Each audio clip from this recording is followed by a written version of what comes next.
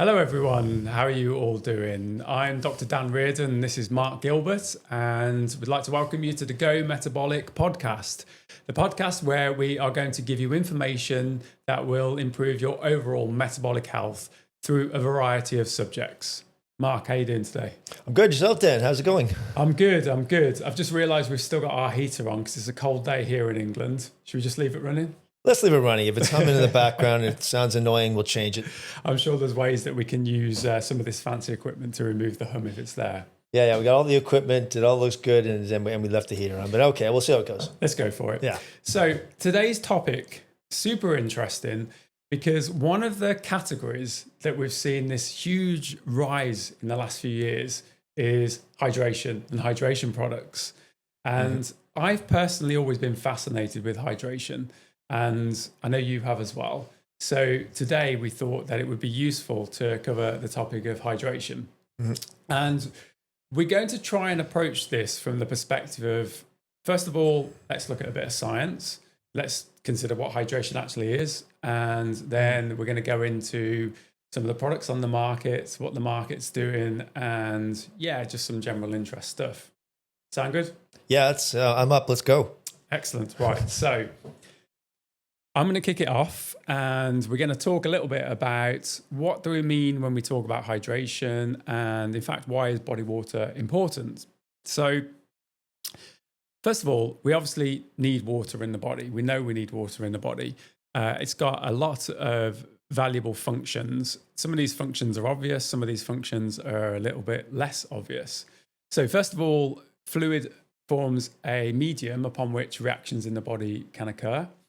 And secondly, water can actually be used as a metabolite, or not as a metabolite, but it can actually be used for reactions as a substrate for reactions to occur in the body as well. So it serves a critical function. It obviously transports useful products. It gets rid of waste products. It's required in joints. It's required in lots of other areas in the body. So we need water. We need to have water in the body, and as it is, actually a huge percentage of our body is made up of water. So this is where it gets a bit funny, because we actually have to use the typical 70 kilogram adult with a 15% body fat, and we're talking about men. But we have about 50 to 65% of our body mass as water. And infants, it's normally about 70%. And then as you get older, it gets a bit less than that. And the reason is that as you get older, you put body fat on, and it's body fat that brings the overall percentage of water down. So when you look at women, their average body water is a lot lower than men. And as I say, as you get older, it's the reason why the percentage of water changes. Now, when we look at body water, we consider total body water, which obviously reflects that volume. But then the distribution of water is really important, because it's ultimately that distribution of water that enables us to understand optimal hydration. So the way the body water is distributed, we have the extracellular fluid, and we have the intracellular fluid, and we have this thing called transcellular fluid. So extracellular fluid is made up of blood plasma, and it's made up of interstitial fluid. Now, when we say interstitial fluid, what we mean is the fluid that cells essentially sit and bathe in. And when we talk about blood plasma, well, we're talking about blood plasma. We're talking about the bit of the watery bit of blood.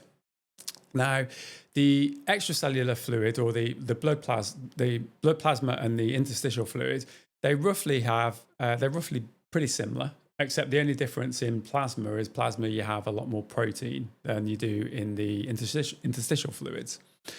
Extracellular fluid contains a lot of sodium. It contains a lot of chloride. And it doesn't contain quite as much of things like potassium, phosphate, magnesium, and calcium. Now, if we compare that to the intracellular fluid, obviously intracellular means the fluid within cells. It also means the fluid within red blood cells, so therefore it adds a bit more fluid to blood. And if we look at the constitution of the intracellular fluid, there's a lot less sodium and chloride and a lot more potassium, phosphate, and magnesium. And it's really important to understand these, because we have to understand how fluid essentially gets transported in different hydration states. So when we're talking about hydration, the reference point is something called euhydration. And euhydration essentially is the point where your intake of fluid matches your output of fluid.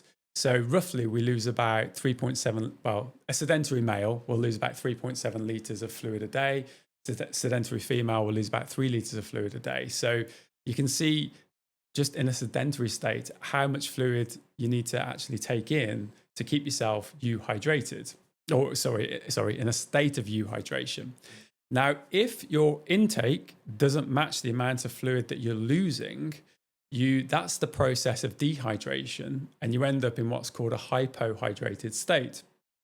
And obviously, if you're hypohydrated, that can have a load of problems. So you would then want to try and correct that, and you correct that by rehydrating.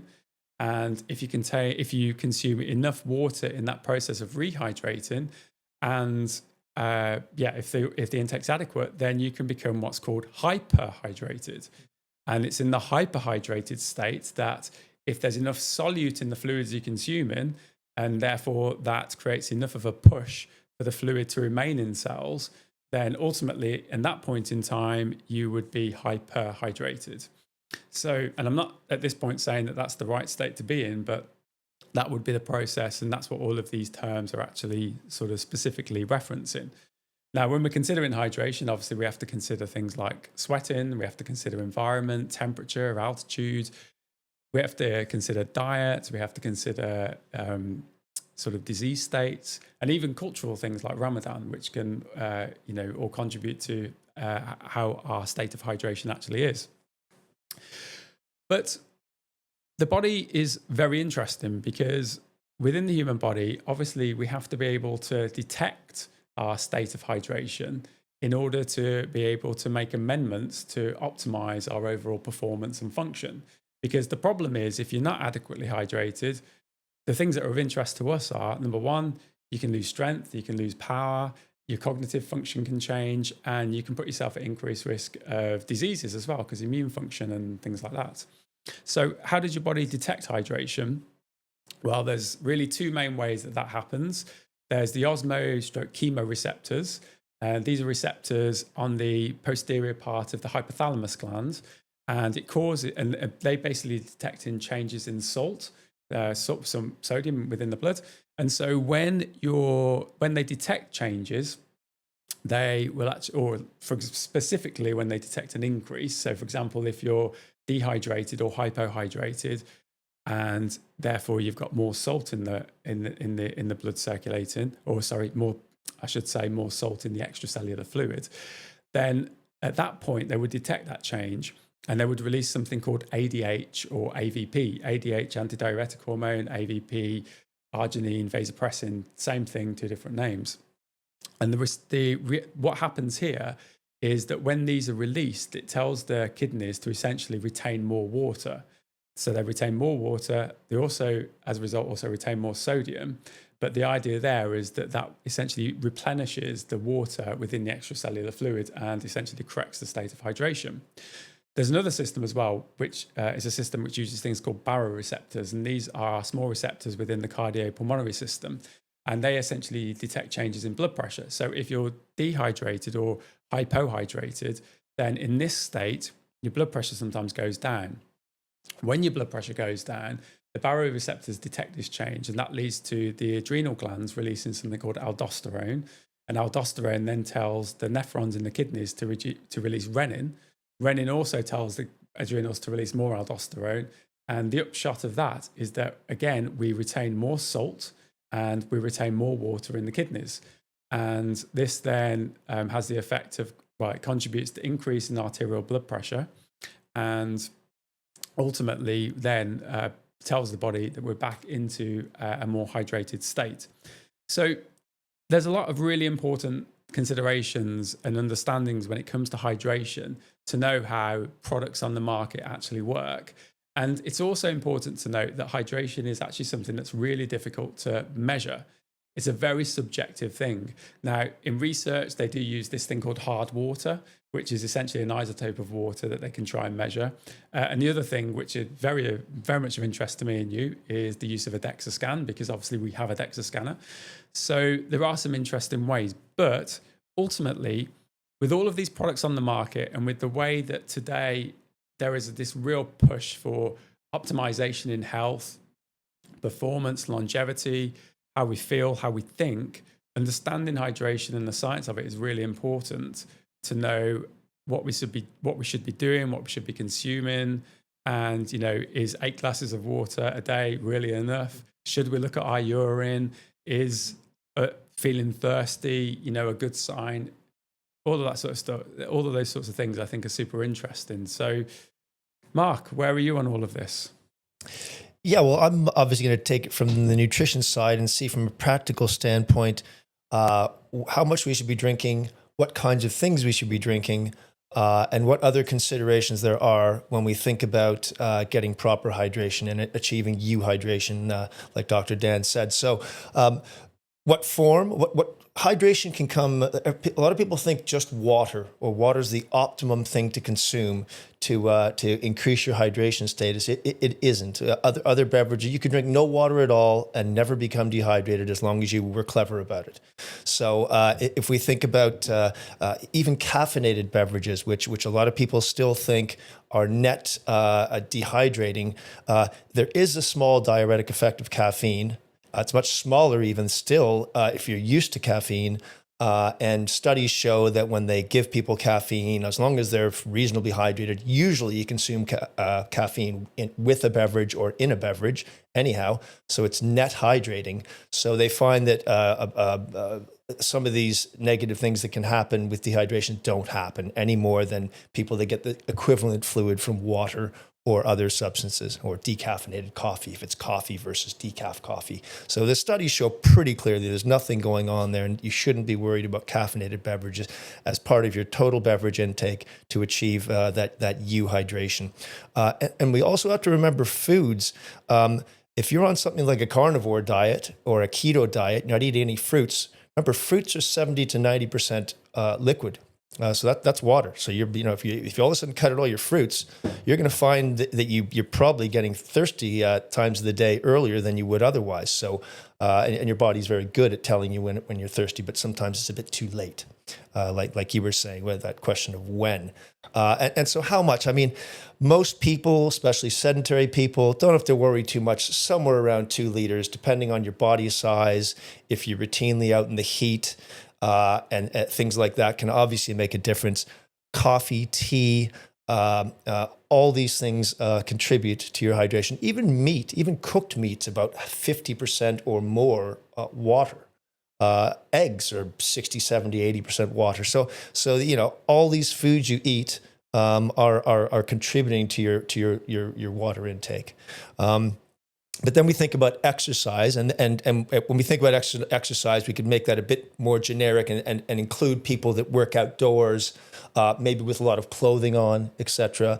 So you got to think about all the different things that affect how you become dehydrated. So there's for exercise, or if you're working outside or working in general in a physical job, there's the length of how long you're working per day or per session. There's the duration. Is it hot? Are you wearing the thick clothing, like I said? But that could be like American football players notoriously get dehydrated a lot because they're wearing a lot of equipment and they're often playing in very hot temperatures. So that's kind of the perfect storm for them. Are you accustomed to the exercise? If you all of a sudden do a type of exercise that's even slightly different than what you're used to, you can get a lot less efficient, and your body temperature can go up a lot higher, a lot faster, so you can burn off more of that liquid. So when we think about measuring water, obviously none of us have some of these complex tools, and some of them aren't that great anyhow. When you're trying to measure hydration, the rule of thumb is when you're exercising, try to know your routine weight at a certain time of day. Maybe weigh just before you go to the gym, and just see if you're within that range, that 1% of that range of weight. Now, obviously, the body fluctuates if you're dieting, whatever you're doing, but try to be within 1% when you start exercise. And then you can be pretty sure if you're within 1% of your weight. Remember, a liter of water weighs a kilo, right? So 2.2 pounds. So for every 2.2 pounds, if you lose weight or gain weight very quickly, like over the course of 24 hours, it's probably mostly water. And that 1 liter, 1 kilo, 2.2, that's how much you lost, and that's how much you gained, and it's probably water. That's how much you have to replace. And you're not going to be that hyperhydrated unless you've all of a sudden changed into a much higher carb diet or taken on a lot of salt, which are the two things that would routinely make you retain more water beyond just drinking more water. So you're not going to get that hyperhydrated state just by drinking more water because your kidneys are too smart. Your body's going to figure that out and get rid of it before you're anywhere near 1% hyperhydrated. So the big one is beyond that. So if you look at your weight before and after exercise, so if you lose a kilo during exercise, try to have a liter of water in the next 2-3 hours. But the other one is urine color. Obviously, this is a common one. Generally, if your urine is light yellow or very clear, you're hydrated. Now, there's a few provisos here. When you drink alcohol, you tend to have clearer urine, and you're probably getting dehydrated. So that's a pretty funny one. But alcohol's probably not something it's probably something we know is going to throw a monkey wrench in the whole hydration situation. And then there's riboflavin, which is a vitamin B2. And that will make your urine look a very distinct, almost glowing yellow. So some people might get thrown off by the fact that but you can tell riboflavin. First of all, you probably only have that much in your system if you've had a multivitamin or some kind of supplement. And secondly, it's more of a glowing yellow than a typical urine yellow. So the color of the urine is always a good hint. If we think about weight loss and dieting, that can make a big difference. And we'll talk about keto in a second. But we got to remember, you can be in ketosis even if you're eating more than 50 grams of carbs a day. This is it's a massive myth, especially for people who exercise a lot. I can sometimes eat 200 grams of carbs and still be in ketosis because I've had a hard exercise session recently, or my total calories are low, because it's not just your carbs. Everyone says carbs. Not just your carbs, it's your calories. If they go low enough, you can be on 150 grams of carbohydrates, not be exercising at all. And if you all of a sudden go down to 800 calories, you're 99% of the time, a normal person is going to be in ketosis. So we've got to remember, you can be in ketosis even if you don't think you're in ketosis, even if you're not eating less than 50 grams of carbs a day. And so studies show that there's two things when we think about dieting is when we drink water before meals, that can help us lose a bit of weight. Over 6 to 12 weeks, you can lose an extra 1 to 2 kilos. Studies show if you have half a liter of water before each of 3 meals. It's been shown in research more than once. And it increases metabolic rate by about 30% for a short time. Now, that sounds like a lot, but that only works out to about 25 calories. But when we're dieting, we got to think about every little, switch we can toggle, because, at some point you're going to hit a plateau, and you'll hit it a little bit later if you play all the games and use all the tricks. So that's the deal with weight loss and dieting. We talked about caffeine already, that makes things differently, occur differently. And then keto. So again, most people, when they go on a keto diet, they're in that less than 50 grams of carbs per day, go into ketosis. Ketosis with a medium or low salt intake. So if you're still on your same routine salt intake, or it goes lower because of the type of food you're eating, your adrenal glands, like you're saying, Dan, which trigger the release of aldosterone, they cause the kidneys to excrete potassium and conserve sodium. So at the same time, you're getting rid of potassium, which is your intracellular kind of liquid suction. You're getting more sodium, so you're getting more water outside the cell. And that can cause problems. We know that from all the people we talk to. I get it sometimes when I figure I get a cramp in the calf or somewhere, and I'm like, oh, I know what's happened here, and it's probably either sodium or magnesium. So if you talk about, the two top experts for years in this, I remember seeing the first papers from Jeff Volek at a conference somewhere in California, like 25 years ago, it was probably 30 years ago. But Dr. Stephen Finney and Jeff Volek they're the OGs and everything keto. And they've, of course, looked at this because they're very much into the athletic aspects of keto diets. And they say basically you want about 3 to 5 grams of sodium a day. And that's not salt, that's sodium, because sodium's only 40% of salt. So you're going to multiply by 2.5. So it's 3 to 5 grams of sodium, 3 to 4 grams of potassium. and about 300, 400 milligrams of magnesium. If you're getting cramps, you can up that. And there's certain types of magnesium are probably better than others. Again, of course, because of the reason there are ranges here, always genetic aspects involved, as we know. So those are the best recommendations for what you can be doing. But like I say, if you're still getting the cramps, which you can still get cramps even at these levels, even if you're well hydrated, and if you hydrate too much, you can sometimes overwhelm the ability of the kidneys to retain enough sodium, and you can get hyponatremia. So low sodium, and that's going to exacerbate your cramping problems when you think you're doing yourself a favor by drinking a whole bunch of fluid, maybe too much. But again, the magnesium. Some people have had good success adding in extra magnesium. I take magnesium bisglycinate. There's other forms. Citrate's probably pretty good, and a few others that you can use. But any type is better than no type if you're getting those cramps that are probably have something to do with magnesium. So those are my tips for like practical things that you may be doing in your life that could affect how you approach achieving euhydration and not getting some of the problems you can get when you don't have enough water. Interesting stuff, Mark. I'll tell you something that I've been doing for the last probably 3 or 4 months now. And it stems from, there was a book that I read, and it looked at some people who live in deserts and how, you might expect that if someone's living in the desert with perhaps a limited water supply, how is it that they can get through the day and not actually get to the point where they're dehydrated? And it sort of talks about a couple of different things, pretty interesting things, but ultimately they overconsume their fluids when they wake up. So they'll have a mass of fluid as soon as they wake up.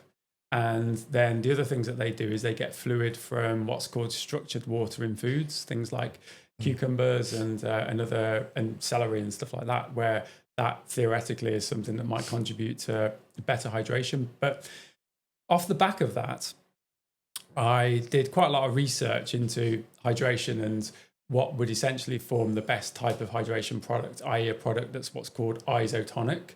So isotonic meaning that the product actually matches the osmolarity of the extracellular fluid and therefore optimizes the potential transport of fluid when you're drinking it.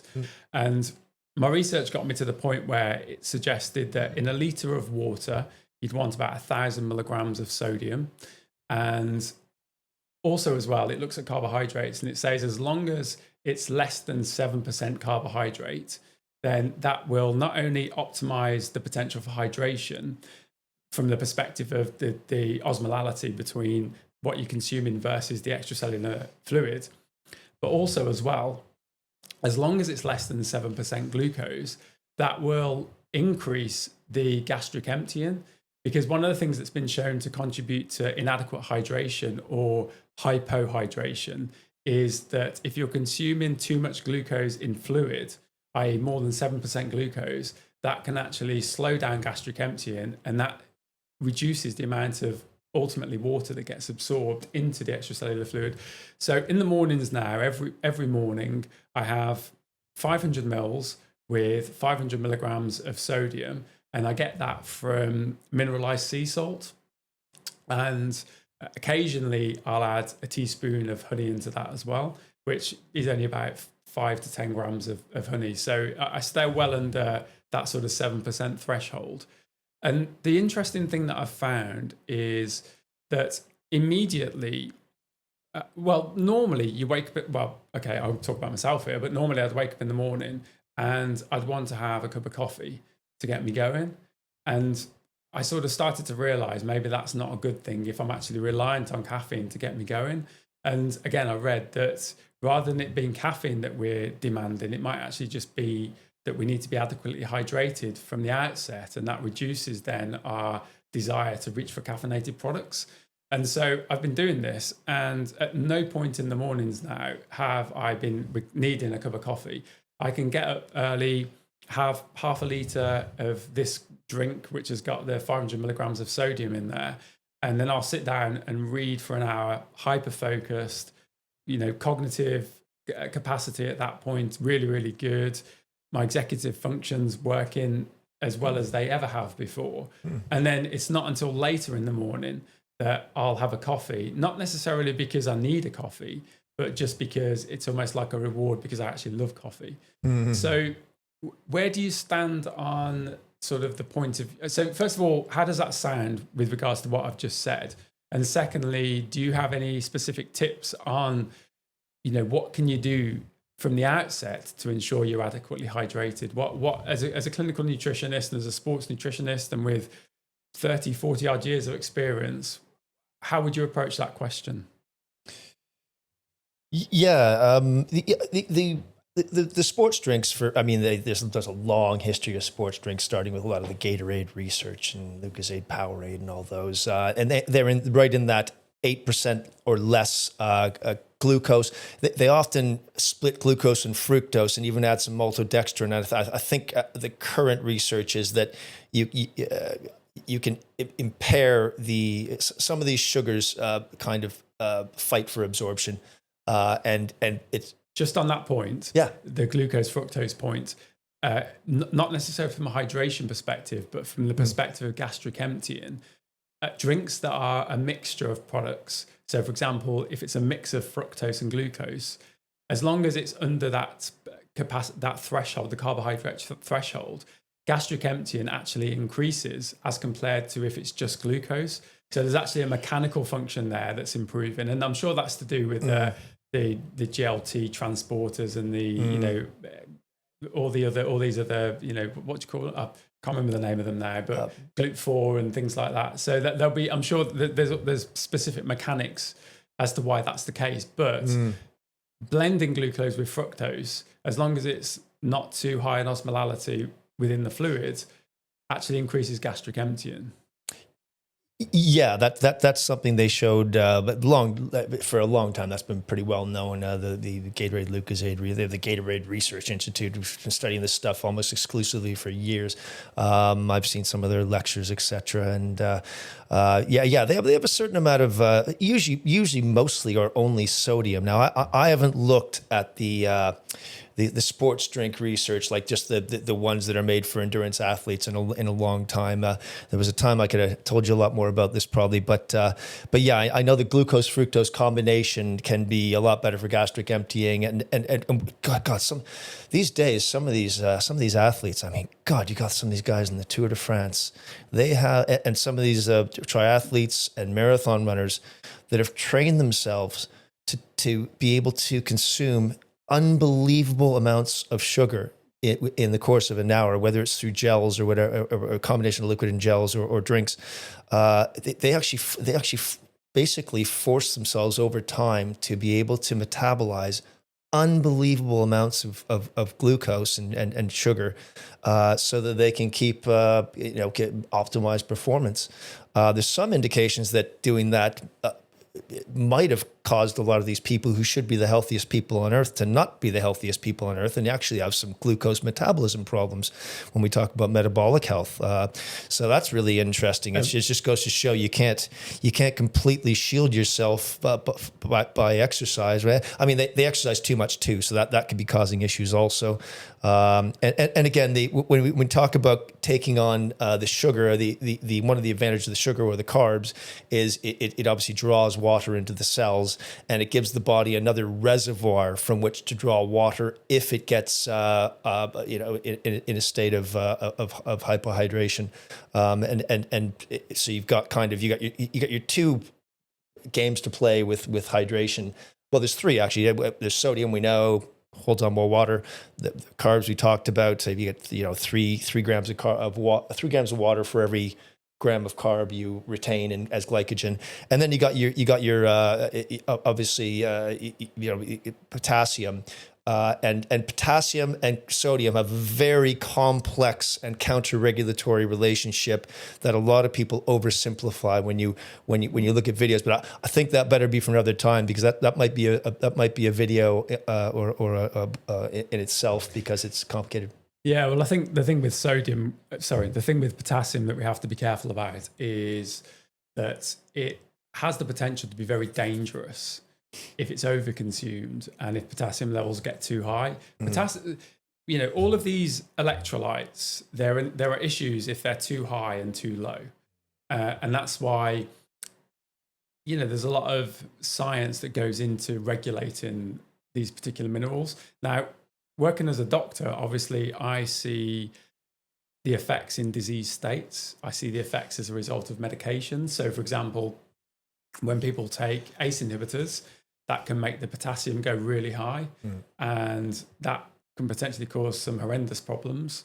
And even potentially when potassium goes too high, it can be a cause of cardiac arrest. So, that's really bad. Sometimes when people are on diuretics, it can make their sodium levels go ridiculously low, and that can make older people fall over and have balance problems and injuries as a result of that. Then if you overcorrect, it can cause the brain to swell, and they can get cerebral edema. So there's all sorts of weird and wonderful things with regards to these sort of minerals, I should say. So, but the thing that's, I suppose I would say, if people aren't on medications, the body does an incredible job through homeostasis of just keeping all of these in check and keeping all of these balanced. I think one of the problems today is that people don't necessarily listen to the signals of the body to know when they need to be, doing things that, for example, we're talking about hydration today. People aren't recognizing some of the signs of that they are hypohydrated or they have gone through dehydration. People think thirst is a good sign, but by the time you're at the point where you're thirsty, you're long past the point of being hypohydrated. And at that point, some of the sort of cognitive effects, can be quite detrimental at particular points in time. Evidence has showed that reaction time can change. Your short-term memory can be an issue. Your mood is a problem. You can be angry, you can be agitated, you can have emotional outbursts. So, I think it's really important that people recognize signals, but understand that overall, the body does a really good job at just maintaining sort of the internal balance. Yeah. There is that. When your first comment was hyperkalemia, where you get too much potassium. And to be fair, that's mostly people that you deal with on a daily basis, that have either health problems or on medications. The diuretics are actually called potassium-sparing diuretics. The hint's in the name, right? So, that can obviously cause problems if you're at the same time taking some kind of potassium supplement. I remember I should know this, but I know in some countries, certainly I think Canada. You're only allowed 99 milligrams per tablet or per serving of potassium in supplements, and that's to protect people that don't realize, because most doctors aren't going to go out of their way to tell someone don't take any potassium supplements, because people don't usually take potassium supplements, and most supplements don't have that much potassium in them. Yeah, so we have very strict guidelines that we have to stick to when it comes to potassium replacement. Obviously, it depends on the acuity of the situation as well. But let's just assume that this is, I don't know, someone who, for whatever reason, their potassium has dropped, whether it's for dietary reasons, whether they're malnourished. And we use something called Sandoz-K. And Sandoz-K comes in different strengths. It's measured, I think it's millimoles per litre that it gets measured in. It's something like that. And it comes in 6 or 12 millimole per litre doses. And actually the way it gets prescribed is you're only allowed to take 2 tablets 3 times a day for about 3 days, after which we'd need to see another blood test just to see what the response to potassium is. So from a prescribing perspective, we're very strict with how we prescribe potassium. And then in acute situations, let's say someone's come in and they're really, really low with potassium, they actually have to be on a heart monitor in the process of replacing the potassium, because potassium replacement can be so dangerous. So yeah, it's an incredibly interesting mineral. But the relationship to sort of hydration and dehydration, the other thing to consider is that because it's not just people on medication that can have these big changes and big shifts. When people have gastroenteritis, diarrhea and vomiting, their hydration can change rapidly over the course of 2 or 3 days. They can get really, really, really sick and really unwell. And their electrolyte balance and the change in their electrolytes can be absolutely horrific. And so the process of hyperhydrating these individuals, again, it's a very sort of controlled and balanced process. Yeah, and the thing is, the way potassium affects the body is mediated or mitigated somewhat by your sodium status, just like the way sodium has an effect on your hydration is affected by your potassium status. Like there's some studies showing that if you give 100 people potassium, about half of them will react, and they'll react more if their sodium status is quite low. And then if you give 100 people sodium, you'll get a different effect based upon what their potassium status is. But also, some people barely react at all to very high sodium intakes. The blood pressure doesn't change at all. And some people get radical changes. And so there is a huge genetic aspect here. And there's a lot of other considerations. I mean, the kidney's a wonderfully elegant organ that is so brilliant. You'd think that we would have a list of things it's supposed to allow in and a list of things it's supposed to allow out. No, it doesn't care about anything except the things it's supposed to hold on to. That's what the kidney does. All the kidney does is say, I want to keep enough of that.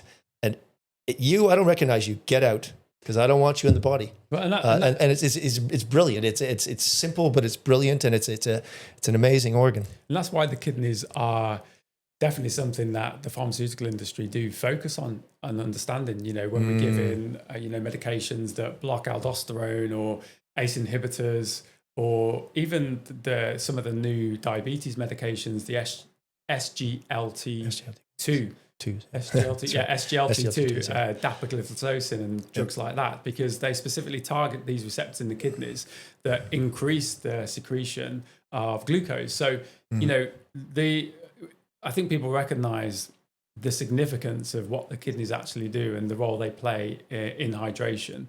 And as I say, it's why it's always been a target for the pharmaceutical industry to understand and be able to direct medications to them to improve some of the conditions, especially the lifestyle-related conditions that people are suffering with. So, when it comes to hydration, then, what do you think are the main take-homes that people should take? And in fact, let me just add one more point to that. That it's my opinion, and I'm sure. Well, I'll ask you whether you share this opinion, but I know a lot of people do. Most people are just chronically hypohydrated. Most people on a daily basis, the 24 hours of the day, whatever periods they're awake, they're just essentially just dehydrating themselves. And it's funny because in the hospital, when people come in and are not feeling well and we give them a litre of normal saline, essentially a litre of IV salt water, they immediately feel a lot better. And so I believe that there is a real issue with chronic hypohydration. And the problem there is that when you're hypohydrated, again, given that our practice, if you like, is metabolic health, we know the knock-on effects for metabolic health are significant. So it's not just from the perspective of athletic performance, just day-to-day life, cognitive function, day-to-day health, longevity. Even if you're suffering with chronic diseases, it's something that's critically important, preventing headaches, et cetera, et cetera. So what would be your take home of how somebody, the average person, could just stay adequately hydrated or euhydrated? What would be the sequence through the day to enable that to happen? Yeah, I mean, I like your idea of getting some sodium in the morning along with water. And if honey, that's what I would choose. If I was putting some kind of sugar or carbohydrate in there, because I don't want anything. I don't really eat that much in the morning these days. So that's what I'd have something similar. And then I'd usually have my coffee about an hour and a half after I wake up, something like that. And as far as other considerations, I mean, besides the scenarios I mentioned, I actually don't know, because I've worked almost exclusively with people who are very concerned with their athletic performance or body composition, or people that want to lose weight my whole career. And I'm always very careful, and the companies and people I've worked with, I'm always very careful to address hydration strongly. You're seeing people who are often quite compromised, which wouldn't be surprising that they're more dehydrated than most, because sometimes they have appetite and thirst issues and things like that, and they're on medications. And yeah, I think the thing is, when people when people are unwell, generally unwell, that most causes of illness will lead to increased losses anyway. So if let's say someone just doesn't feel well, what's the chances they're going to be consuming enough fluid and enough food to be adequately hydrated? If someone's got a temperature, those losses increase. Are they actually matching those losses with intake? If people are in pain and are on painkillers, we know painkillers increase your fluid requirements. If people have got DMV, if people are diabetic. So the problem is, I would say almost 100% of people, certainly who come into accident and emergency, are almost certainly chronically dehydrated. Yeah, you brought up a really interesting point there, diabetic, and for every diabetic, there are 2 pre-diabetics. And then even some of those people that aren't quite pre-diabetic yet don't have ideal insulin function. And we just talked in depth about how insulin is the mediator of the hormonal process that helps us retain fluid. So if our insulin if we have low insulin sensitivity, we're automatically detuning the system because you have to produce more insulin, and that sends all the wrong signals or emphasizes all the signals beyond what's intended to retain fluid, sodium, potassium, and all these things. So that in itself could be causing some of the problems. So probably half the countries either diabetic or pre-diabetic, or have not great blood glucose control. And then you got the fact that kidney function declines these days. As you age, it declines faster these days than it used to. I'm sure you'd agree. But is it? Yeah, you see, that's an interesting question in terms of declining kidney function, because I'm not 100% convinced that it declines as fast as people make out. I think that if you're a healthy aging person, then and you consume the right type of diet, you exercise, you keep yourself adequately hydrated, there is really, and also as well, that you're not insulin resistant. There's no reason why your kidneys should have any accelerated aging. And I think it's the huge environmental impact and the friction of the environment and the friction of the stresses of life that are impacting kidney function, and why we might be seeing an increase in deterioration. But also as well, that increase in deterioration might also be related to the fact that we now have tests that don't always make sense with regards to kidney function. Yeah, this is what I was just thinking as you were saying that.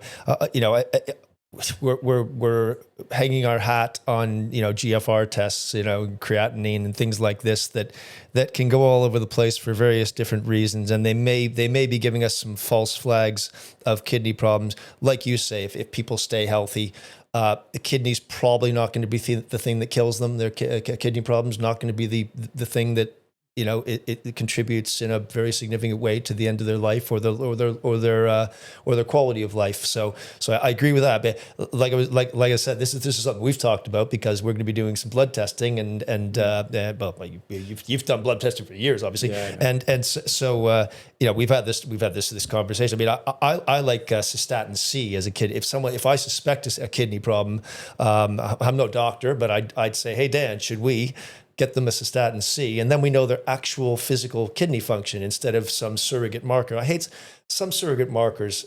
All surrogate markers do is say, if there's a study on 2,000 people and you do the thing that most doctors would do, then you're going to get the most people well by doing the same thing. The best thing to do in medicine is to treat each person individually, because we just talked about just this one area of hydration, how many different things there are from a lifestyle, from a genetic point of view, and a million other things. So treating everyone like an algorithm that should be treated like the average person in a 2,000 person study. That's the wrong way to do medicine. That's, I guess I'm obviously preaching to the choir here, but the kidney function thing is quite interesting. I mean, we've steered away a little bit from hydration at the moment, but I'll just mention this now, that when I went back into practice during COVID, there was a new test that all of a sudden was appearing on blood results.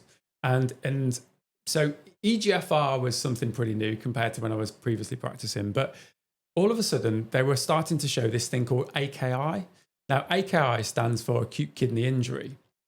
So I was seeing patients coming in, and it was registering as AKI1. And initially, I was sort of said, what on earth is this? Oh, it means there's an acute kidney injury. Well, what do you mean? So what happens is you look at the previous blood test, and then the current blood tests, compare the previous EGFR to the current